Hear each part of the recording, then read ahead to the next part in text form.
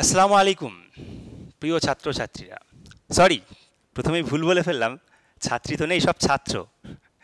Anyway, যাই হোক, আমি তোমাদের ইংরেজি শিক্ষক। তোমাদের ইন্ট্রোডাকশন হয়েছে ইংরেজিতে, রাকিব স্যার করেছেন, আমিও একজন ওনার মতো শিক্ষক, আবু বকর গাজী। তোমাদের ইংরাজির আজকে প্রথম ক্লাস শুরু করব, একটা কবিতা দিয়ে শুরু করব। কবিতাটার নাম লিখেছি দ্য সিক রোজ। যাই হোক, কবিতায় যাওয়ার আগে আমি একটু নাম্বার অ্যানালিসিস রাকিব স্যার যেটা করেছিল তার উপরে জাস্ট দুটো একটা কথা বলছি। ক্লাস 11-এ 5খানা কবিতা আছে, 5খানা কবিতা থেকে 5টি লং কোশ্চেন আসবে, তোমাদের যে কোনো 2টি লিখতে হবে। এই জন্য তোমাদেরকে একটা কথাই বলবো, দেখো ক্লাস 11-এ কি সায়েন্স স্টুডেন্ট কি আর্টস স্টুডেন্ট 11-এ ওঠার পরে পাখনা গজায়, পড়াশুনো থেকে অনেকটা দূরে চলে যেতে চায়। বিশেষ করে যারা সায়েন্স, তারা তো বাংলা বা ইংরেজিটাকে একদম গুরুত্ব দেয় না। কিন্তু একটা জিনিস লক্ষ্য করো, যারা র্যাঙ্ক করে, যারা ভালো জায়গায় পৌঁছায়, তারা কিন্তু প্রত্যেকটা সাবজেক্টেই সমান দক্ষতা অর্জন করার পরেই ভালো জায়গায় পৌঁছায়। কারণ তুমি একজন সায়েন্সের ছাত্র, তুমি সায়েন্সের যে 4খানা সাবজেক্ট আছে সেখানে 99, 100 পেলে, কিন্তু বাংলা বা ইংরাজিতে মার্কস তোমার কমে গেল, তাহলে তুমি র্যাঙ্কে আসতে পারবে না। তাহলে র্যাঙ্কে আসার জন্য বা ভালো মার্কস তোমাকে অবশ্যই ক্যারি করতে হবে, প্রত্যেকটা সাবজেক্টকে সমান গুরুত্ব দিতে হবে। এজন্যই প্রথম থেকেই 11 এবং 12-এর যে বিষয়টা, 12-এর সাথে 11-এর সামঞ্জস্য খুব বেশি নেই বাংলা বা ইংরাজির ক্ষেত্রে, কিন্তু একটা জায়গায় আছে। মনে করে দেখো, বিশেষ করে গ্রামাটিক্যাল পার্টের ক্ষেত্রে একটার সাথে আরেকটা রিলেটেড। সায়েন্সের টপিকগুলো তো রিলেশন আছেই আছে, 11 যদি ভালো করে তুমি না পড়ো 12-এর ক্ষেত্রে তোমার প্রবলেম হবে। সো তোমাকে 11 থেকেই মেন্টালি প্রস্তুত থাকতে হবে যে আমাকে একটা জায়গায় যেতে হবে, আমাকে একটা ভালো জায়গায় যেতে হবে। সেই ভালো জায়গায় যাওয়ার জন্য তোমাকে প্রথম থেকেই প্রিপারেশন নিতে হবে। একদম 11 থেকে 12 এই 2 বছরের লাইফ থেকে পড়াশোনার মধ্যে বেশি বেশি করে দিতে হবে। তাই বলে কি খেলাধুলো করবে না বা অন্য কিছু করবে না? হ্যাঁ, এভরিথিং তুমি করতে পারো, কিন্তু পড়ার মধ্যেও তোমাকে মনোনিবেশটা সেইভাবে করতে হবে 11 থেকেই। যাই হোক, যেহেতু প্রথম দিন, আমি একটুখানি তোমাদের ভবিষ্যৎ সম্পর্কে কথা বলে দিলাম। এবার চলে আসি আজকের ক্লাস 11-এর প্রথম ক্লাস হচ্ছে কবিতা দিয়ে শুরু করছে। কবিতাটার নাম হচ্ছে দ্য সিক রোজ, লিখেছেন কে? William Blake. তোমরা বাংলা পড়ো বা ইংরাজি পড়ো, বিশেষ করে সাহিত্য যখন পড়বে, যে লিখেছে এবং তিনি কোথাকার মানুষ তার ব্যাকগ্রাউন্ড সম্পর্কে একটু জানা প্রয়োজন আছে। কারণ কোনো একজন লেখক ইংল্যান্ডে বাড়ি, কোনো একজন লেখক ইন্ডিয়াতে বাড়ি, কোনো একজন পোয়েট। ইন্ডিয়ার পার্সপেক্টিভ এবং ইংল্যান্ডের পার্সপেক্টিভ কিন্তু এক হবে না। উইলিয়াম শেক্সপিয়ারের, তোমরা ক্লাস 12-এ গেলে shall I compare thee to summer's যে কবিতা পড়বে, সাইড নাম্বার 18, সেখানে দেখানো হয়েছে বন্ধুর সৌন্দর্যকে উইলিয়াম শেক্সপিয়ার তুলনা করেছেন গ্রীষ্মের দিনের সাথে। যদি আমরা এই কবিতাটাই আমরা যদি আমাদের ওয়েস্ট বেঙ্গলের পার্সপেক্টিভে ভাবি, আমাদের ওয়েস্ট বেঙ্গলে কিন্তু গ্রীষ্মকালটা প্রচুর গরম হয়, আমাদের কাছে মনোরম হয় না।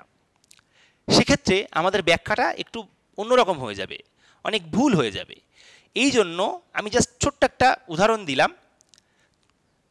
উইলিয়াম শেক্সপিয়ারের কবিতাটা দিয়ে জাস্ট ছোট্ট একটা উদাহরণ দিলাম।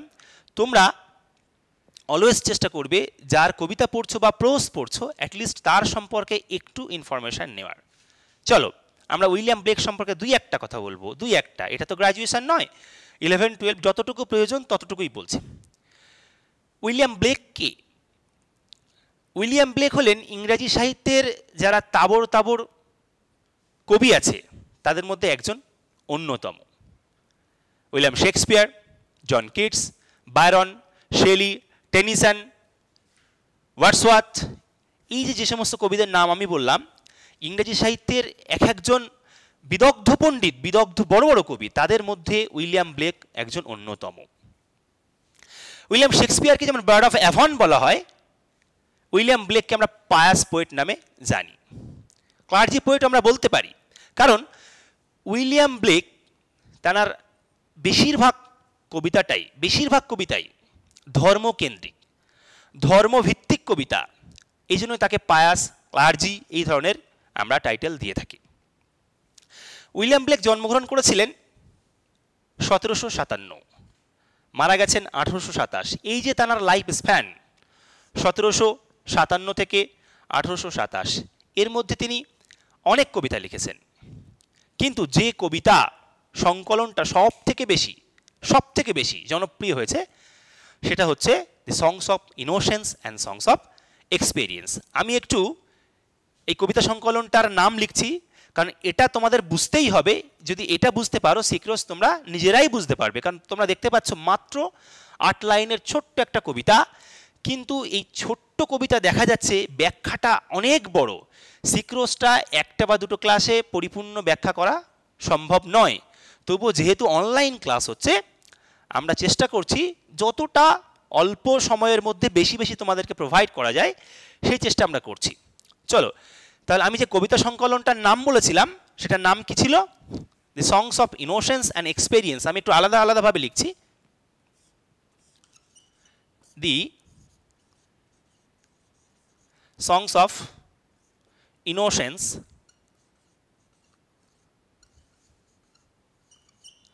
এই একটা লিখলাম, আর একটা হচ্ছে দি সংস অফ এক্সপেরিয়েন্স।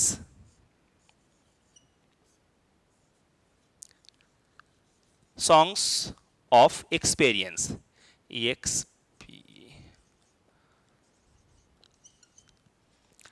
যদি একটু ব্যাখ্যা করো দেখতে পাবে সংস মানে তোমরা জানো, সংস মানে গান, অফ ইনোসেন্স, ইনোসেন্স মানে নিষ্পাপতার গান। প্রথম যে কবিতা সংকলনটা লিখলাম দি সংস অফ ইনোসেন্স মানে নিষ্পাপতার গান, দি সংস অফ এক্সপেরিয়েন্স, এক্সপেরিয়েন্স মানে অভিজ্ঞতা।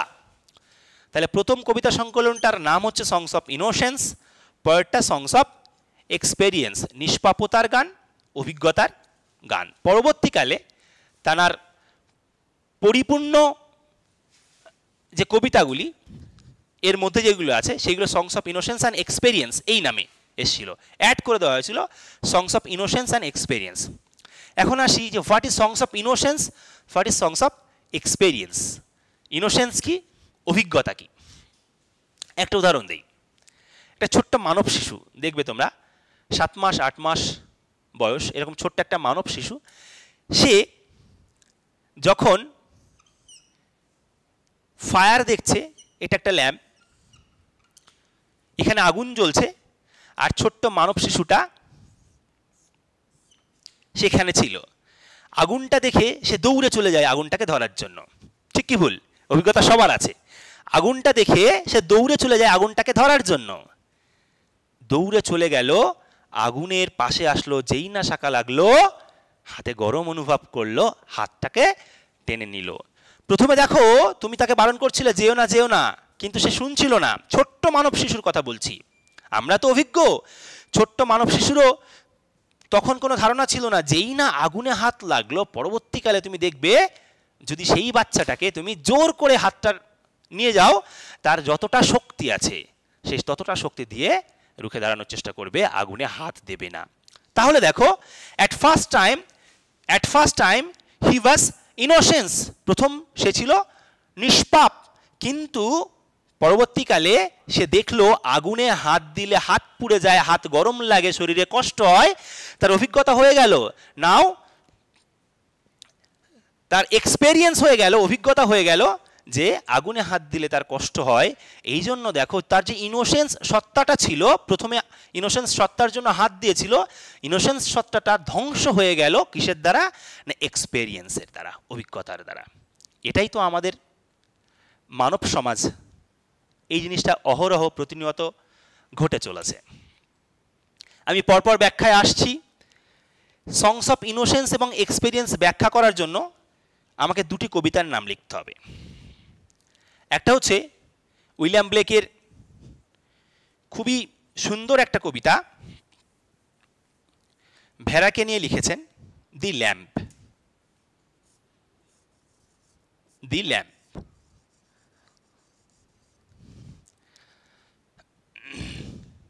আর এক্সপেরিয়েন্সের একটা কবিতা আমি তোমাদের লিখছি, দ্য টাইগার।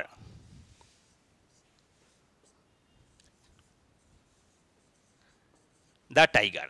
দেখো টাইগার, টাইগার স্পেলিংটা তোমরা কি জানো? TIGER, কিন্তু আমি এখানে কি লিখেছি? TY লিখেছি, আমি ভুল লিখেনি। কবি এটাই লিখেছেন TY। এর অনেক কারণ আছে, সে ব্যাখ্যায় বেশি যাব না, জাস্ট একটুখানি বলে দেই। আই এবং ওয়াই এর মধ্যে সাউন্ডের একটু ডিফারেন্স আছে। আই একটু হালকা সাউন্ড, ওয়াই একটু গাঢ় সাউন্ড, গভীর সাউন্ড। টাইগার এর কারণটা হচ্ছে ওয়াই কেন দিয়েছেন? টাইগার যেটা ফেরোশিয়াস অ্যানিমাল, এর ফেরোসিটি বোঝানোর জন্য, খুব ভয়ঙ্কর একটা প্রাণী, তার ফেরোসিটি বোঝানোর জন্য এখানে আই না দিয়ে ওয়াই দিয়েছেন। যাই হোক, দেখো সংস অফ ইনোসেন্সে অনেক কবিতা আছে, তার মধ্যে আমি একটা কবিতা নিয়েছি, দ্য ল্যাম্ব। সংস অফ এক্সপেরিয়েন্সে অনেক কবিতা আছে, তার মধ্যে আমি একটা কবিতা নিলাম, দি টাইগার। আমাদের যিনি ক্রিয়েটর, যারা আমরা ধর্মে বিশ্বাস করি, যারা ধর্মে তো আমরা বিশ্বাস করি অ্যাকর্ডিং টু খ্রিশ্চানিজম, কারণ উইলিয়াম ব্লেক হলেন খ্রিশ্চান। অ্যাকর্ডিং টু খ্রিশ্চানিজম তাদের মূল ধর্মগ্রন্থের নাম হচ্ছে দ্য বাইবেল। আরও অন্যান্য কিছু গসপেল আছে, বিভিন্ন রকম তাদের গসপেল আছে। তো বাইবেলের যে সমস্ত গসপেল আছে সেইগুলো উইলিয়াম ব্লেক তো পায়াস পোয়েট, আগেই বললাম, উনি অনেক পড়াশোনা করেছেন, লাইফের বেশিরভাগ টাইমটাই তিনি চার্চে কাটিয়েছেন, তার ধর্ম সম্পর্কে অনেক অভিজ্ঞতা আছে। সংস অফ ইনোসেন্স কবিতার মধ্যে তিনি প্রবেশ করালেন দ্য ল্যাম্পকে। ল্যাম্প তোমরা চেনো। দেখো একটু আগে আমি বলছিলাম যে যেখানকার কবিতা সেখানকার পার্সপেক্টিভে আমাকে ভাবতে হবে। ল্যাম্প মানে ভেড়া। আমাদের অঞ্চলের ভেড়া যদি তুমি দেখো, দেখবে গায়ে নোংরা, দেখতে খুব একটা ভালো না। তাহলে কবি কেন ল্যাম্পের উদাহরণ দিলেন? মনে প্রশ্নই আসতে পারে, এত সুন্দর সুন্দর প্রাণী আছে, তো ল্যাম্পের উদাহরণ দিলেন কেন? কবি কি ভুল করলেন? না, ভুল করেননি। উনি তো ইংল্যান্ডের মানুষ, ওখানকার ল্যাম্পগুলো খুবই সুন্দর, খুব সুন্দর, গায়ের পশমগুলো এত সুন্দর তুলো এবং চকচক চকচক করে, দেখলে মনে হয় কোলে নেব। এই জন্য কবি ওখানকার ল্যাম্পের কথা বলেছেন, আমাদের ওয়েস্ট বেঙ্গলের ল্যাম্পের কথা তিনি বলেননি। ল্যাম্পের উদাহরণ দিয়েছেন কারণ অ্যাকর্ডিং টু বাইবেলিজম, বাইবেলের থিওরি মতে গডের তিনটে কোয়ালিটি সেখানে বলা হয়েছে। God is mild, God is meek, God is innocence. কোমল, নরম, নিষ্পাপ। ল্যাম্বের ঠিক একই কোয়ালিটি আছে, একই কোয়ালিটি ল্যাম্বের। ল্যাম্ব কি? ল্যাম্বের গা খুব কোমল, নরম এবং সে কিন্তু খুবই নিষ্পাপ। তাহলে এখানে ল্যাম্বের কথা কবি আনলেন এই কারণের জন্য, গডকে বোঝানোর জন্য। তাহলে তিনটে কোয়ালিটি বলেছি, গড এবং ল্যাম্বের মধ্যে তিনটি কোয়ালিটির মিল আছে। কি কি মিল আছে? মিক, মাইল্ড অ্যান্ড ইনোসেন্স, কোমল, নরম, নিষ্পাপ। গডেরও ঠিক তাই। গডের আর একটা দিক আছে, গড যে শুধুমাত্র আমাদেরকে খুবই ভালোবাসা দেয় তা কিন্তু নয়। যখন তিনি রুষ্ট হয়ে যান, রেগে যান, আমাদেরকে আমফান দিয়ে, আমাদেরকে করোনা দিয়ে, আমাদেরকে আয়লা দিয়ে, ভূমিকম্প দিয়ে, বজ্রপাত দিয়ে আমাদেরকে সাহায্য করার চেষ্টা করেন। তাহলে গডের কিন্তু একটা যেমন গুড দিক, একটা যেমন খুব নরম দিক আছে, আর একটা ঠিক তেমন ভয়ঙ্কর দিক আছে। ওই ভয়ঙ্কর দিক বোঝানোর জন্য এক্সপেরিয়েন্সের মধ্যে, অভিজ্ঞতার মধ্যে পোয়েট দি টাইগার কবিতাটা প্রবেশ করালেন। পৃথিবীর মধ্যে যত করাপশন আছে, টাইগারের মতো ফেরোশিয়াস অ্যানিমাল, ফেরোশিয়াস প্রাণী দরকার সেই করাপশনগুলোকে ধ্বংস করার জন্য। এই জন্য এখানে টাইগারের কথা বললেন। এবার দেখো দুটি কবিতা আমি পাশাপাশি রাখলাম এই কারণের জন্য, একটু আগেই একটা বাচ্চা এবং আগুনের উদাহরণ দিয়ে বুঝিয়েছিলাম কিভাবে ইনোসেন্স ধ্বংস হচ্ছে এক্সপেরিয়েন্সের দ্বারা। এই দুটো কবিতা পাশাপাশি রেখে আমি কি বলতে চাইছি, ল্যাম্ব হচ্ছে, ল্যাম্প মানে ভেড়া, খুব একদম নরম স্বভাবের, মানে একদম খুবই মানে সাধারণ একটা প্রাণী। আর তার সামনে যদি টাইগারকে রাখা হয় তাহলে ব্যাপারটা কেমন হয়? ল্যাম্বের কি ক্ষমতা আছে টাইগারের সাথে রুখে দাঁড়ানোর? ক্ষমতা নেই। ল্যাম্ব কিন্তু খুব ইজিলি টাইগারের দ্বারা ভক্ষিত হয়ে যাবে, টাইগার ল্যাম্বকে খেয়ে ফেলবে। তার মানে এখানেও দেখো এক্সপেরিয়েন্স ধ্বংস হলো, ইনোসেন্স ধ্বংস হলো এক্সপেরিয়েন্সের দ্বারা। পৃথিবীর জমিনে প্রত্যেকটা ইনোসেন্স অবজেক্ট, ইনোসেন্স অ্যাসপেক্ট ধ্বংস হয় এক্সপেরিয়েন্সের দ্বারা। আর একটা কথা বলি, যেহেতু সংস অফ ইনোসেন্স এবং এক্সপেরিয়েন্স এখানে আলোচনা করছি, এই জন্য তোমাদের একটু জাস্ট জানানোর জন্য বলছি, গড নিজেকে 3টি রূপে দেখিয়েছেন নিজেকে পৃথিবীর জমিনে। গড অ্যাকর্ডিং টু বাইবেলিজম, এটা মাথায় রাখবে, not according to Quran, according to Biblism God নিজেকে 3টে রূপে দেখিয়েছেন। God has 3 aspect. সেগুলো কি কি? Christ, child and lamp. এই 3টে রূপে দেখিয়েছেন, Christ, child and lamp. Christ মানে যীশু খ্রিস্ট, জেসাস ক্রাইস্ট। চাইল্ড মানে ছোট্ট মানব শিশু, নিষ্পাপ। আর ল্যাম্প, ল্যাম্প মানে একটু আগেই বললাম ভেড়া। অ্যাকর্ডিং টু বাইবেলিজম গড নিজেকে যখন তার কোমল সত্তা, নরম সত্তার কথা বলেছেন, এই 3টে রূপে দেখিয়েছেন। জেসাস ক্রাইস্টকে নিষ্পাপ দেখিয়েছেন, পৃথিবীর পাপ মোচনের জন্য ক্রুশবিদ্ধ হয়েছে জেসাস ক্রাইস্ট, আমাদের পাপকে নিয়ে চলে গেছে। যারা খ্রিস্টান ধর্মে বিশ্বাসী তারা এটাই বিশ্বাস করে। এবং আমরা জানি চাইল্ড নিষ্পাপ একটা অবজেক্ট, এবং ল্যাম্প। এবারে দেখো, এই আজকের যে শিশু নর্মালি সাধারণ কিছু জিনিস যার কাছে খুব একটা ইনোসেন্ট ব্যাপার, সেই শিশুটাই সেই জিনিসটা ভবিষ্যতে যে এক্সপেরিয়েন্স তার আর করতে ভালো লাগে না। এটা কেন বলছি উদাহরণ দিলে বুঝতে পারবে। একটু ওয়েট করো, আমি একটু লিখে নেই।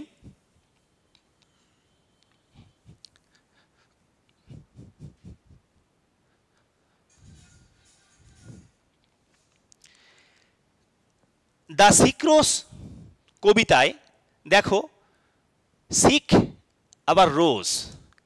রোজটা কি? রোজটা সিম্বল অফ পিওরিটি।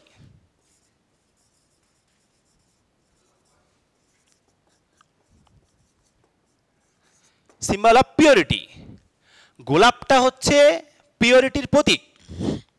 গোলাপটা পিওরিটির প্রতীক, কিন্তু গোলাপের আগে একটা অ্যাডজেক্টিভ ইউজ করা হলো, কি না সিক।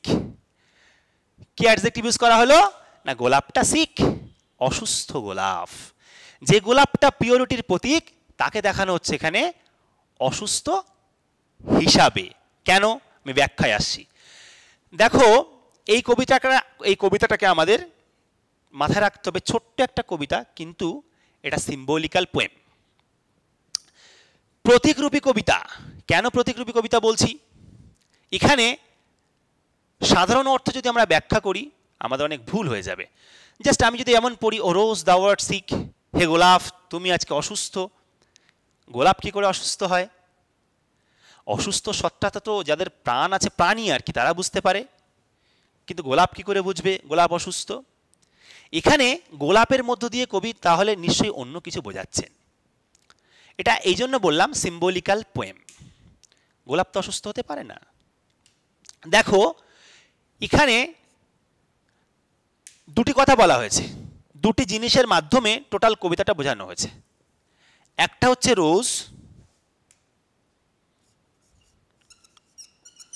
রোজ, এবং তোমরা দেখতে পাবে একটা ওয়ার্ম।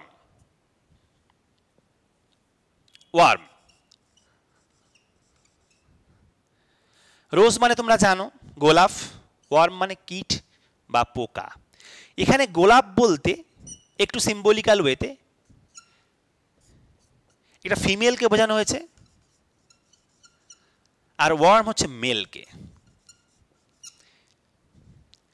গোলাপ ফিমেলের প্রতীক, ওয়ার্ম মেলের প্রতীক।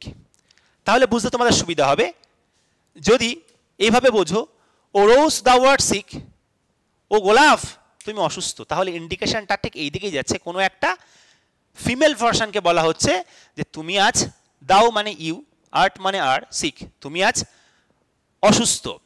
কেন অসুস্থ? কারণ ওয়ার্ম মানে কীট। দেখো, গোলাপকে তো সাধারণভাবে আমরা অসুস্থ করতে পারবো না। গোলাপ কি হয়, কখনো যদি তার পোকা দ্বারা অ্যাটাক হয়, তাহলে তার যে রক্তিম লাল যে একটা আভা ছিল সেটা ধ্বংস হতে পারে। এখানে সেটাই বলছে, সেটা আমরা পরপর আস্তে আস্তে আসছি। সিম্বলিক্যাল পোয়েম, প্রত্যেকটা ওয়ার্ডের মধ্যে প্রায় সিম্বল আছে, আমি ব্যাখ্যা করছি, একটু দেখে নাও, প্রথম থেকে পড়ছি। ও রোজ দা ওয়ার্ড সিক, হে গোলাপ তুমি অসুস্থ। দাও মানে এখানে ইউ, এগুলো আগে ইউজ হতো ইংরাজিগুলো। আর্ট মানে আর, ইউ আর সিক, দেখো সিম্পলি বুঝতে পারছো, হে গোলাপ তুমি অসুস্থ। কেন অসুস্থ? কারণ দ্য ইনভিজিবল ওয়ার্ম, কীটকে কিন্তু আমরা দেখতে পাই, কীটকে আমরা দেখতে পাই, কিন্তু এখানে এমন কীট যেটা ইনভিজিবল, যাকে ভিজুয়ালাইজ করা যাচ্ছে না, অদৃশ্য একটা পোকা। অদৃশ্য পোকা কি করেছে? দ্যাট ফ্লাইস, যেটা উড়ে গেছে ইন দ্য নাইট, রাতে। রাতটাও এখানে সিম্বল। রাতটা সিম্বল, কিসের সিম্বল? রাতটা সিম্বল অফ করাপ্টেড ওয়ার্ল্ড। মাথা রাখবে, রাত কিসের সিম্বল বললাম? Symbol of corrupted world. যত করাপশন রাতে ঘটে, রাতটাকে এখানে খারাপ সেন্সে ব্যবহার করলো, সিম্বল অফ করাপ্টেড ওয়ার্ল্ড। তাহলে গোলাপকে বলছেন কবি, রোজ দা ওয়ার্ড সিক, হে গোলাপ তুমি অসুস্থ। দ্য ইনভিজিবল ওয়ার্ম, অদৃশ্য কীট পোকা, দ্যাট ফ্লাইস, যেটা উড়ে গিয়ে কোথায় কখন গেছে? ইন দ্য নাইট, রাতের বেলা। রাতটা কেমন ছিল? In the howling storm, storm ছিল, প্রচণ্ড ঝোড়ো রাত ছিল, কিন্তু সাধারণ ঝড় ছিল না, হাউলিং ছিল, গর্জনকৃত ঝড়ো রাতে তোমার মধ্যে প্রবেশ করেছে একটা পোকা। সাধারণ অর্থ যদি আমরা একটু ভিতরে যাই, এখানে বলা হচ্ছে কোনো একটা ভার্জিন মেয়ের কথা বলা হচ্ছে। যদি আমরা ওই সেন্সে পড়ি যে তুমি ছিলে ভার্জিন, কিন্তু তোমার মধ্যে প্রবেশ করেছে একটা অদৃশ্য পোকা। যে পোকাটা কখন প্রবেশ করেছে? না, নাইটে প্রবেশ করেছে। নাইট মানে করাপশন, আর করাপশন মানে তোমাকে ধ্বংস করবে। কেমন রাত ছিল? সাধারণ রাত ছিল না, যে রাতটা ছিল ঝোড়ো রাত, এবং সাধারণ ঝড়ও ছিল না, হাউলিং ছিল ঝড়টা। তারপরে আসি, পোকাটা প্রবেশ করেছে, তাহলে প্রবেশ করেছে কে? ফিমেল। ফিমেল রোজের কাছে প্রবেশ করেছে মেল ওয়ার্ম। ধ্বংস করবে কিভাবে? হ্যাজ ফাউন্ড আউট দাই বেড, সে খুঁজে পেয়েছে। হ্যাজ ফাউন্ড আউট দাই বেড, দাই মানে ইয়োর, তোমার বেড সে খুঁজে পেয়েছে। সে তোমার বেড খুঁজে পেয়েছে। কেমন bed? Of crimson Joy. Crimson শব্দটা অ্যাকচুয়ালি সেক্সুয়াল ওয়ার্ড। ক্রিমজন শব্দের অর্থ হলো রক্তিম লাল এর বিছানা, অর্থাৎ এমন বিছানা যেখানে সেক্স ব্যাপারটা থাকে। তাহলে কবি বলছেন যে ঝড়ো রাতে তোমার মধ্যে প্রবেশ করেছে, হ্যাজ ফাউন্ড আউট দাই বেড, প্রবেশ করেছে একটা পোকা, এবং সে পোকা প্রবেশ করে খুঁজে পেয়েছে তোমার বেড। কেমন বেড? না, ক্রিমজন জয়ের বেড। ভালোবাসার জন্য প্রবেশ করেনি, ইনোসেন্সকে ধ্বংস করার জন্য প্রবেশ করেছে। আর এর যে এই লাভটা, এটা কেমন লাভ? অ্যান্ড হিজ ডার্ক সিক্রেট লাভ। দেখো, ডার্ক আবার সিক্রেট। ডার্ক মানে ঘন, অন্ধকারাচ্ছন্ন, কালো, আবার লাভটা কেমন? সিক্রেট লাভ, মানে ইট ইজ নট প্লেটনিক লাভ, আধ্যাত্মিক লাভ নয়, এটা গোপন ভালোবাসা। তাহলে গোপন ভালোবাসা, সেটা কি ভালোবাসা? গোপন ভালোবাসা তো সেই ভালোবাসা যার মধ্যে করাপশন থাকে, যার মধ্যে ধ্বংসের একটা ব্যাপার থাকে। সিক্রেট বিষয়টা কখনোই ভালো নয়। তার এই সিক্রেট লাভ, গোপন ভালোবাসা, ওপেন লাভ নয়, সেটা কি করবে? ডাজ দাই লাইফ ডিস্ট্রয়, তোমার জীবনকে ধ্বংস করবে। তার ইচ্ছা ছিল ক্রিমজন জয়, সেটা পেয়ে গেছে। আজকে তোমার ইনোসেন্স যে অ্যাসপেক্টটা ছিল, তুমি ভার্জিন ছিলে, সেই ইনোসেন্স অ্যাসপেক্টটা ধ্বংস করে দিয়ে গেল একটা এক্সপেরিয়েন্স মেল ওয়ার্ম কীট এসে ধ্বংস করে দিয়ে গেল, তোমার লাইফটাকে শেষ করে দিয়ে গেল। এটা ছিল আমাদের ব্যাখ্যা। আমি সংস অফ ইনোসেন্স, এক্সপেরিয়েন্স দুটোই বলে দিয়েছি। তাহলে তোমরা নিজেরাই এখন বলো তো দেখি, দ্য সিক্রোস কবিতাটা এটা সংস অফ ইনোসেন্সের মধ্যে পড়বে না এক্সপেরিয়েন্সের মধ্যে পড়বে? ভাবো। তবু আমি একটু বলে দিচ্ছি, এটা সংস অফ এক্সপেরিয়েন্সের মধ্যে পড়বে, কারণ এই কবিতায় তোমরা দেখতে পাচ্ছ এখানে ধ্বংস আছে। ইনোসেন্সের মধ্যে তো সেটাই পড়বে, একটু আগেই বললাম ল্যাম্বের মতো কবিতাগুলো পড়বে, যার মধ্যে ভালো কিছু, আর এক্সপেরিয়েন্সের মধ্যে যার মধ্যে ধ্বংস হচ্ছে, লাইফ শেষ হচ্ছে, অভিজ্ঞতা হচ্ছে, এইগুলোই পড়বে। তাহলে প্রত্যেকটা ওয়ার্ড সিম্বলিক্যাল ওয়েতে জেনারেল মিনিংয়ে আমি বলে দিয়েছি, বুঝিয়ে দিয়েছি। যদি কারোর কোনো রকম প্রবলেম থাকে তোমরা আমাদের হোয়াটসঅ্যাপ গ্রুপে জানাবে। এটা আরও একবার বলছি, এই কবিতাটা একটা ক্লাসে শেষ করার মতো কবিতা নয়, আর তারপরে আরও অনেক কথা আছে যেগুলো অনলাইন ক্লাসে ডিরেক্ট বলাটাও ঠিক নয়। তোমরা যখন আমাদের একাডেমির ক্যাম্পাসে চলে আসবে, যখন তোমাদেরকে আবার নতুন করে পড়ানো হবে, বাকি যে কথাগুলো বাকি রইল সেইগুলো তোমাদেরকে বলা হবে। যাই হোক, কবিতাটা ভালো করে পড়বে, বুঝবে, কোনো রকম প্রবলেম থাকলে জিজ্ঞাসা করবে, এবং এরপরে একটা সেট দেওয়া হবে, কোয়েশ্চেন সেট, সেইগুলো করার চেষ্টা করবে। ততক্ষণ ভালো থাকো, পরের ক্লাসের জন্য অপেক্ষা করো।